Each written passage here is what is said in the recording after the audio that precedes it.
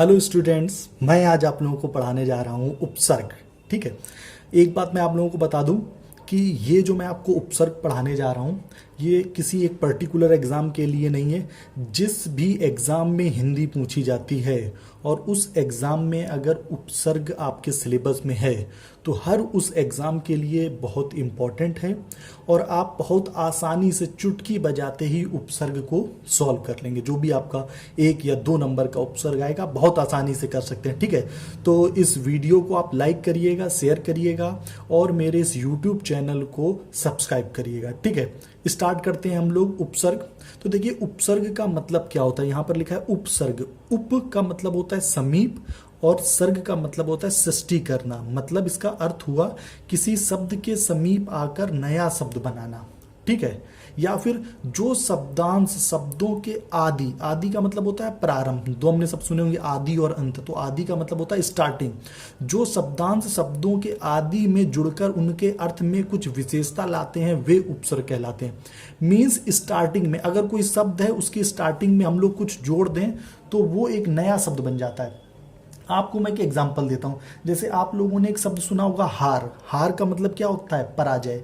लेकिन अगर इसी हार के आगे हम लोग प्रा जोड़ दें तो ये बन जाएगा प्रहार। प्रहार का मतलब क्या होता है? चोट करना। इसी हार के आगे अगर हम लोग आ जोड़ दें तो ये बन जाएगा हमारा आहार। आहार का मतलब क्या होता है? भोजन करना। तो इस तरीके से शब्दों के प्रारंभ में अगर हम लोग जोड़ दें और एक नया फिर उससे हमारा अर्थ निकले उसको हम लोग क्या कहते हैं? उपसर्ग कहते हैं। आज हम लोग पढ़ेंगे। देखिए उपसर्ग हमारे कई तरीके के होते हैं। संस्कृत के होते हैं, हिंदी के होते हैं, उर्दू के होते हैं, फारसी के होते हैं, अंग्रेजी के होते हैं। हमारे जो एग्जाम में जो सबसे ज़्यादा पूछे जाते हैं वो होते हैं हमारे संस्कृत से और हिंदी के। तो आज मैं आपको संस्कृत के उपसर्ग पढ़ाने जा रहा हूँ जिनकी संख्या होती है 22। अब आप देखिए कितनी आसानी से आप इनको समझ सकते हैं और याद कर सकते हैं। आप इनको बस एग्जाम में जाने से पहले एक बार इस वीडियो को देखेंगे और आप हिंदी का कोई भी आपका जो संस्कृत का उपसर्ग है, हिंदी का उपसर्ग है, ये कोई भी आपके गलत नहीं होंगे। जैसे ये जो संस्कृत के 22 उपसर्ग हैं ये भी एग्जाम में पूछ लिया जाता है कभी कभी कि संस्कृत के कितने उपसर्ग हैं, तो आपको याद रखना है 22 होते हैं। तो देखिए पहला उपसर्ग है हमारा अति। अब जैसे आपके सामने शब्द आएगा अत्यधिक, अत्यंत, अतिरिक्त, अतिशय और आपसे पूछा जाएगा इसमें कौन सा उपसर्ग है, तो आपको याद रखना आ के साथ आधा ता हो। ठीक है। आ के साथ आधा ता हो तो हमेशा वहां पर कौन सा उपसर्ग होगा? अति होगा। आ के साथ आधा था अति। यहां पे तो देखिए अति दिख ही रहा है, यहां पर देखिए अति दिख ही रहा है। अब देखिए मतलब को समझिए। अब देखिए जैसे इस शब्द को मैं देखूं तो आपको आसानी, रिक्त। रिक्त आपका एक शब्द है, उसके आगे हम लोगों ने क्या लगा दिया है? अति। तो एक ये नया शब्द बन गया है। ठीक है। अत्यधिक। ठीक है। तो यहां पर हमारा ये जो क्या था, एक शब्द था अधिक, उसके आगे क्या लग गया? अति। ठीक है। अब देखिए अगला वाला अधिकार, अधिपति, अधिनायक। तो देखिए नायक एक शब्द होता है, उसके आगे क्या लगा दिया? अधि। पति एक शब्द होता है, उसके आगे क्या लगा दिया? अधि। कार एक शब्द है, उसके आगे क्या लगा दिया? अधि। तो अब जब एग्जाम में जाएंगे तो आप देखेंगे कि नायक, नायक तो हमारा एक शब्द है। ठीक है। और इसके आगे हम लोगों ने क्या लगा दिया है? अधि। तो अधि, अधि, अधि देखिए तो इसमें क्या हो जाएगा? हमारा अधि उपसर्ग हो जाएगा। अब देखिए चर, करण, शासन। अब देखिए शासन आपको पता है तो आप देखेंगे तो आप ये जब आपने 1-2 बार पढ़े होंगे तो आप आसानी से समझ जाएंगे। देखो अनु, अनु, अनु। इस तरीके से तो एक अगला उपसर्ग है हमारा अप। तो ये देखिए अपयश, अपमान, अपकार। यस एक शब्द होता है, उसके आगे अप लगा हुआ है तो ये हमारा क्या हो जाएगा? उपसर्ग हो जाएगा। Up, up. अब इसमें देखिए उपसर्ग है हमारा अभी।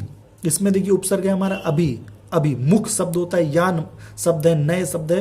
तो अभी आप देख के ही समझ जाएंगे। आप इसकी 2-3 बार प्रैक्टिस करेंगे। देखिए कितना अब इसमें दिख रहा है हमको। अब क्या है? हमारा उपसर्ग है। अवगुण, अवनति, अवतरण।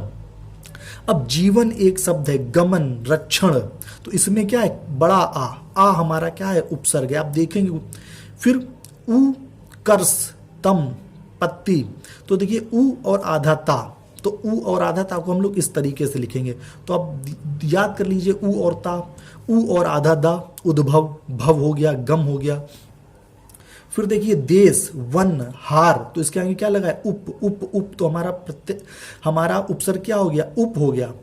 अब इस तरीके से जब शब्द है दुर्जन तो दू होता है और आधा रा होता है। आप हमेशा याद रखिएगा दू होता है और आधा रा होता है। दुर्दशा, दुराचार। तो ये देखिए हमारा बनेगा आचार। तो उसमें क्या बन जाएगा? दू और आधा रा। ठीक है। अब देखिए सा, अगला हमारा है दुस। तो कोई भी सा हो, चाहे ये वाला सा हो, चाहे ये वाला सा हो, चाहे ये वाला सा हो, कोई सा भी सा हो हमारा, उसका हमारा बनेगा कौन सा, दु और आधा सा ये वाला, दुष्चरित्र, दुस्साहस, दुष्कार। ठीक है। फिर देखिए ये आपको समझ गया कि दुस होगा, चरित्र एक शब्द होता है, साहस एक शब्द होता है, कार एक शब्द होता है, आकार।